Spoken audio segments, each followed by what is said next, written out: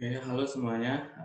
Ini adalah materi terakhir dari mata kuliah Statistika Deskriptif, di mana kita akan membahas tentang analisis korelasi atau kita praktik analisis korelasi menggunakan SPSS. Untuk lebih jelasnya, saya langsung ke sini. Oke, ini adalah data yang kemarin pada video yang sebelumnya tentang analisis regresi kita pakai. Kalau misalkan bagaimana cara menginput variabel di sini, ingat kita harus masuk ke variabel view dulu, yang ini kita variabel view, lalu kemudian kita masukkan variabel mana yang akan kita gunakan. Sini saya ganti Oke, di sini kalau misalkan ini kita nama variabelnya x1, x2, x3 sama dengan terus kemudian terakhir y itu adalah variabel dependent atau yang dipengaruhi. Terus kemudian di sini kalau misalkan mau menulis labelnya atau namanya, karena di sini tidak boleh ada spasi, jadi kita tulis di label saja supaya nanti gampang. Setelah itu baru kemudian kita copy dan paste datanya di sini. Oke, ya kalau untuk lebih jelasnya bisa melihat video yang sebelumnya ya. Oke, untuk analisis korelasi, caranya mungkin bisa melihat sambil ada di pedoman yang sudah diberikan tentang pedoman penggunaan SPSS. Cuman memang di pedoman tersebut korelasinya hanya 2 variabel saja, tetapi ini ada beberapa variabel yang akan kita lakukan korelasi dalam waktu yang bersamaan. Sama kurang lebih caranya sama, kita masuk ke analyze ini, lalu kemudian kita cari korelasi, lalu kemudian kita bivariat ini. Nah, yang di sini Anda tinggal memasukkan semua variabelnya ke posisi kanan ya, boleh dimasukkan satu-satu atau bisa langsung di-lock aja semua. Oke, lalu kemudian ini boleh dipilih yang mana saja, cuman kalau saya biasanya menggunakan yang version. Oke, setelah itu lalu kemudian kita oke saja langsung. Lalu kemudian nanti ada ada output dari SPSS itu. Saya kopikan saja ya, nanti atau supaya lebih jelas saya kasih lihat. Ini setelah tadi kita klik OK, maka akan keluarlah tabel output sebuah layar baru tentang SPSS, yaitu output dari SPSS itu sendiri hanya ada satu tabel seperti ini. Ini kita copy saja, lalu kemudian kita buka di Word.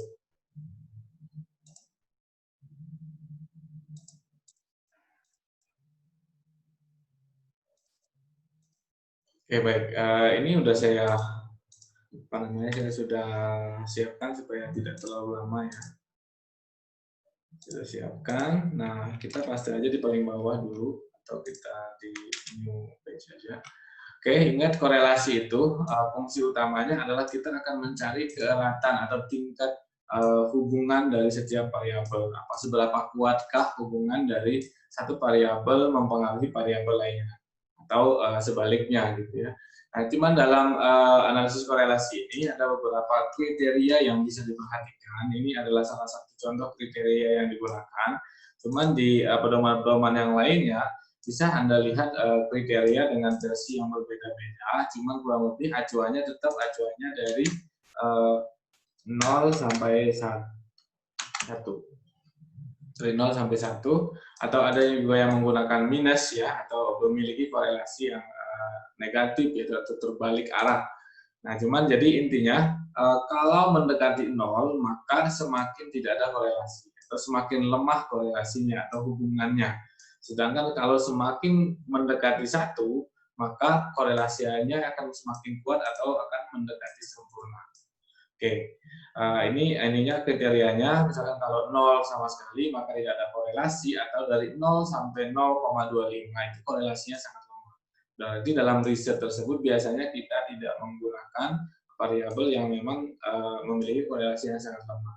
Biasanya kalau saya pribadi atau saya merekomendasikan menggunakan korelasi itu mulai dari 0,5 sampai dengan 1 atau 0,99 lah. Sebenarnya korelasi sempurna itu jarang sekali terjadi, kecuali sama dirinya sendiri ya. Jadi dalam riset itu untuk mendapatkan hasil yang lebih akurat, maka sangat direkomendasikan menggunakan korelasi mulai dari 0,05 sampai 1. Artinya mulai dari korelasi kuat, sangat kuat, sampai sempurna. Sedangkan kurang dari 0,05 ini, maka itu tidak direkomendasikan variabel tersebut. Oke, ini untuk kriterianya nanti akan kita menjadi acuan kita dalam menyusun sebuah kesimpulan ya. Terus yang kedua, jadi cara menarik kesimpulan itu ada dua yang harus diperhatikan. Sebenarnya ada juga cara yang ketiga, cuman saya merekomendasikan dua cara ini saya sudah cukup ya. Terus yang kedua adalah hipotesis korelasi itu sendiri. Nah, hipotesis ini memang sudah berlaku dari sananya ya. Jadi korelasi hipotesis ini bisa dipakai. Nah, jadi artinya kalau H0 atau HO ini menolak. Jadi anggapan awal dari peneliti itu artinya kita menganggapan bahwa setiap variabel independen itu berpengaruh terhadap variabel dependen. Artinya variabel X itu berpengaruh terhadap variabel Y. Independen, ya maksud saya independen itu berpengaruh terhadap dependen. Sedangkan itu H0-nya adalah menolak. Sedangkan H1 ini adalah anggapan kita. Sedangkan H0 ini adalah kebalikan dari H1. Oke, jadi caranya, nah jadi ketentuannya, jadi jika probabilitas atau nilai saya ganti saja ya, nilai sig saja.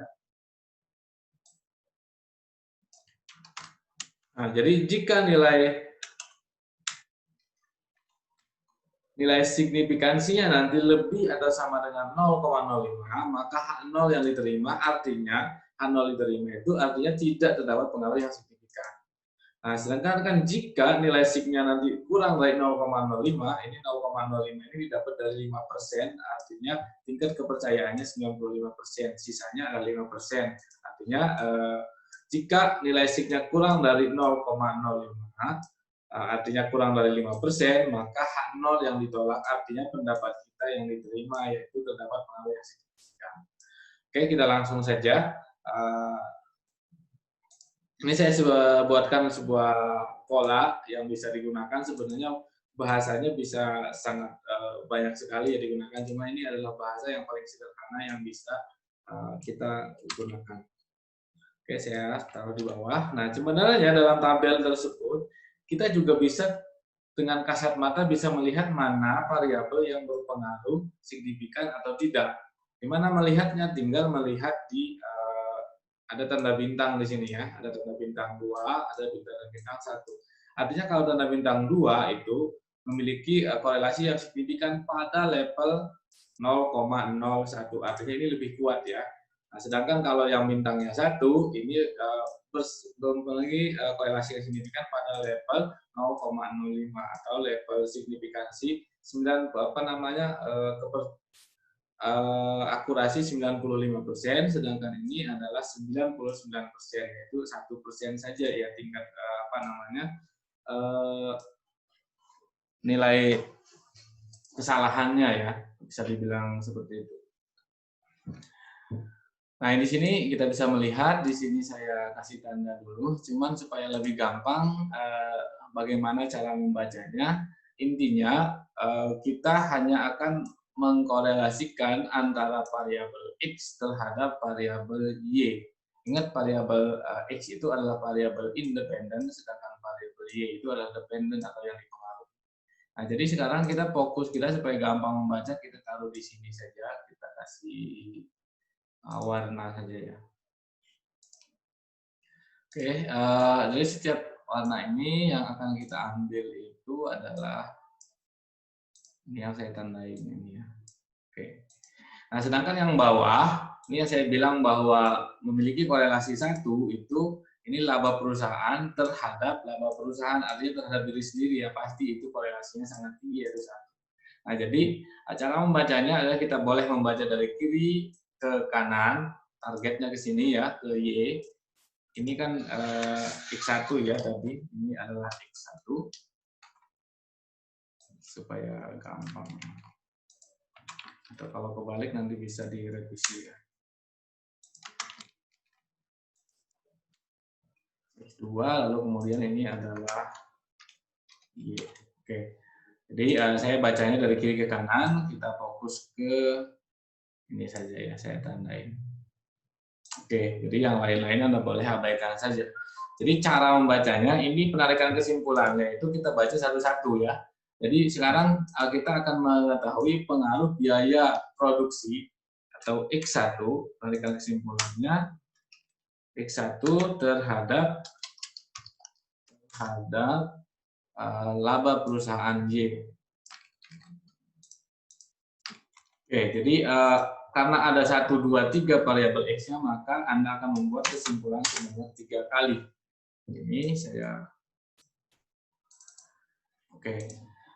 Jadi polanya kurang lebih sama nanti ya. Nah, jadi sekarang kita akan mencari korelasi antara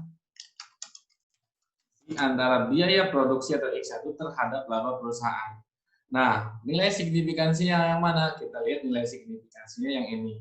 Ingat, kalau titik 000 artinya di depannya ada 0 di sini. Kayak gini.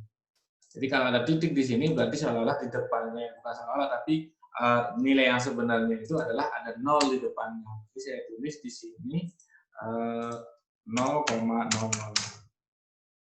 Nah, 0,000 ini lebih atau kurang dari 0,05. Nah, 0,00 ini kurang dari 0,05. Nah, ketika kurang dari 0,05, Anda bisa melihat di potensi sini. Ketika kurang dari 0,05, maka H0 ditolak. Artinya yang diterima adalah H1. Artinya terdapat pengaruh yang signifikan. Anda bisa copy kalimat yang di sini. Oke, maka H0 ditolak ya. Tolak.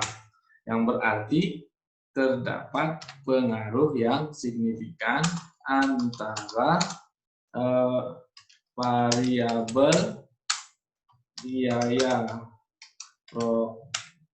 produksi terhadap laba perusahaan. Artinya, semakin tinggi atau semakin tinggi biaya produksi itu kan artinya semakin banyak barang yang akan diproduksi, maka itu sudah jelas akan berpengaruh sangat signifikan terhadap laba perusahaannya. Nah, ini kita hanya bisa mengetahui dengan cara nilai signifikan, kita hanya bisa mengetahui berpengaruh signifikan atau tidak. Nah, cuman derajat kerataannya itu harus diketahui dengan ya nilai korelasi dari version ini. Nah, di sini saya tulis, saya ambil yang atasnya yaitu 0,815 sebesar, nah di sini nih, nah ingat, bisa belum di copy. Oke, ingat di depannya ada 0, besar ya.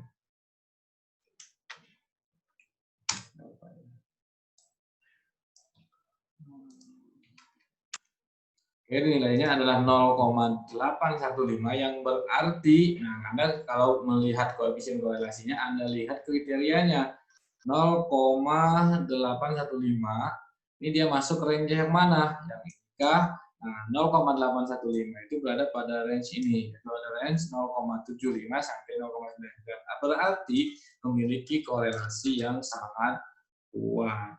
Yang berarti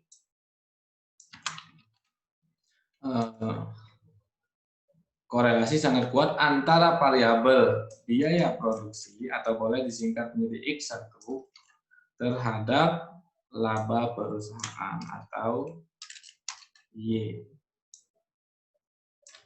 Nah, seperti ini kurang lebih cara melakukan uji korelasi dari variabel X terhadap variabel Y.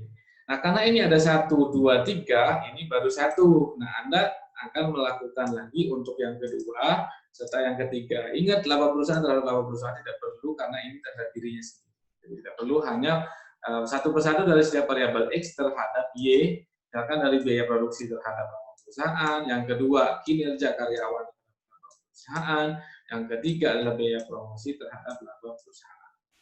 Oke, saya contohkan sampai yang kedua. Ini yang kedua adalah kinerja karyawan, berarti ya, korelasi kinerja karyawan terhadap laba perusahaan. Tetap sama ya. Kita ambil nilainya, kebetulan ini sama 0,005, maka terdapat pengaruh yang signifikan antara Anda tinggal menulis kembali sini kinerja terhadap laba perusahaan. Nah, terus kemudian ininya saja yang berbeda. Oke, ini kita ambil lagi. Nah, terus tabel persen korelasinya memaparkan nilai koefisien korelasi sebesar, nah ini kita ganti dengan yang bawah. Yang berarti, nah kita lihat sekarang cek 0,718 berada pada rentang yang mana? 0,718, 75 ini kan 75 ya, berarti 71 itu berada pada rentang yang ini. Berarti korelasinya kuat, bukan sangat kuat ya. Berarti memiliki korelasi yang kuat saja ya, bukan sangat kuat antara variabel kinerja karyawan terhadap laba perusahaan. Nah, dari ini saya melihat bahwa antara antara variabel X1, X2 dan X3 ini semuanya koefisien korelasinya berada pada rentang minimum kuat. Nggak ada yang berada di bawah 0,05. Berarti artinya semua variabel X ini memiliki pengaruh yang cukup kuat atau cukup bagus terhadap laba perusahaan ini. Nah, ini nomor 2-nya Anda kalau tinggal melanjutkan nanti yang nomor ketiganya yaitu antara jumlah promosi terhadap laba perusahaan. Nah, kalau misalkan ada 10 variabel X, berarti Anda tinggal membuat 10 juga dengan pola seperti ini. Kalau hanya satu variabel X-nya, berarti Anda hanya membuat satu saja.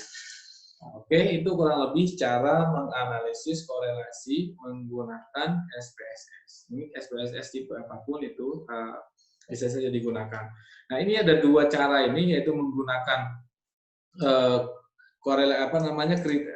nilai koefisien korelasinya, dan kemudian menggunakan uji hipotesis atau mencari menggunakan nilai signifikansi. Ada yang membandingkan nilai R tabel dengan R hitung. Nah, jadi tetapi karena harus membaca tabel, jadi mungkin agak sedikit kurang efisien. Jadi sangat direkomendasikan menggunakan dua kriteria ini, yaitu menggunakan kriteria korelasi untuk mengetahui berapa derajat dari gerakan hubungannya, lalu kemudian pengujian awalnya untuk mengetahui apakah terdapat korelasi atau tidak. Nah, sebenarnya kalau tidak sudah di awal ini, analisis ini kita sudah menemukan tidak terdapat korelasi yang signifikan, maka ini sebenarnya untuk langkah yang kedua juga tidak perlu dilakukan analisis, karena pasti kalau memang tidak dapat korelasi, pasti dia akan mendekati nilai tidak ini, pasti antara sangat lemah atau tidak memiliki korelasi sama sekali. Nah, tetapi untuk menambah informasi yang lebih lengkap, meskipun memang tidak terdapat pengaruh yang signifikan, misalkan H0-nya diterima, boleh Anda melanjutkan untuk melakukan berapakah sebenarnya derajat gerakan atau variabel tersebut. Oke, mungkin itu saja untuk materi pelengkap hari ini. Semoga nanti di UAS semuanya bisa menjawab nanti pertanyaan yang akan diberikan. Kurang lebih nanti semuanya akan praktik menggunakan Excel dan SPSS nanti di UAS-nya. Yang jelas korelasi, terus regresi, dan materi-materi yang sebelumnya sudah disampaikan akan keluar nanti dalam materi uji UAS. Jadi UAS-nya juga bentuknya proyek, jadi silakan disiapkan, dan harapkan semua mahasiswa memiliki SPSS yang terinstall di laptop masing-masing. Oke, sekian, sampai jumpa di kesempatan-kesempatan lainnya. Oke, salam.